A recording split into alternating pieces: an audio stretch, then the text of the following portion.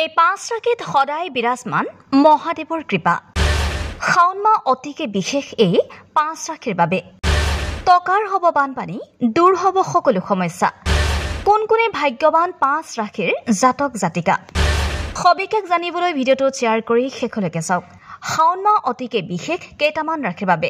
বিশেষকৈ শাওণ মাহত মহাদেৱৰ কৃপা লাভ কৰিব 5 ৰাখিৰ জাতক জাতিকাই। জানো আহক এই 5টা ভাগ্যৱান ৰাখিৰ জাতক জাতিকাৰ বিষয়ে। প্ৰথমটো ভাগ্যৱান ৰাখি হৈছে বৃষ ৰাখি। ভোলানাথৰ বিশেষ আশীৰ্বাদ সদায় বৃষ ৰাখিত থাকে। বৃষ ৰাখি শিৱৰ বাহন আৰু ই নন্দী মহাৰাজৰ লগত জড়িত আৰু সেইবাবে তেওঁলোকে সদায় মহাদেৱৰ বিশেষ কৃপা লাভ কৰে। সাহসী আৰু পৰিশ্ৰমী বৃষ ৰাখিৰ লোকে যিকোনো কঠিন পৰিস্থিতিত ভয়ৰ বাবে হাৰ নামানে।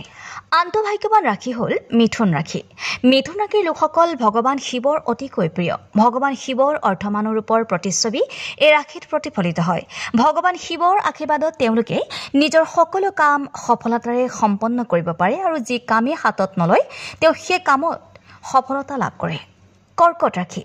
কৰ্কট ৰাখিৰ শাসক গ্ৰহ হৈছে চন্দ্ৰ। ভগৱান মহাদেৱে চন্দ্ৰক মূৰত ধাৰণ কৰি ৰাখে আৰু এই কাৰণে কৰ্কট ৰাখিৰ লোকে বিশেষভাৱে দেৱ দেৱীসকলৰ প্ৰিয় হয়। যদি আপুনি হৃদয়ত ভক্তিৰে শিৱক পূজা কৰে তেন্তে জীৱনত কেতিয়াও বিফলতাৰ সন্মুখীন নহ'ব আপুনি।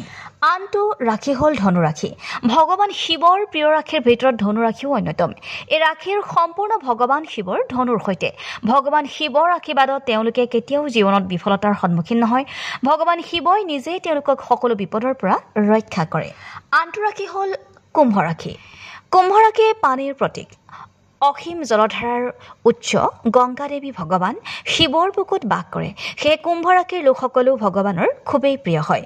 এই ৰাখিৰ শাসক গ্ৰহ হৈছে শনি। যিহেতু শনি নিজেই ভগৱান শিৱৰ মহান ভক্ত, কুম্ভ ৰাখিৰ লোকসকলক ভগৱান শিৱৰ দ্বাৰা আশীৰ্বাদ দিয়া হয়। ভগৱান শিৱক সন্তুষ্ট কৰিবলৈ তেওঁলোকে বিশেষ চেষ্টা কৰিবই নালাগে।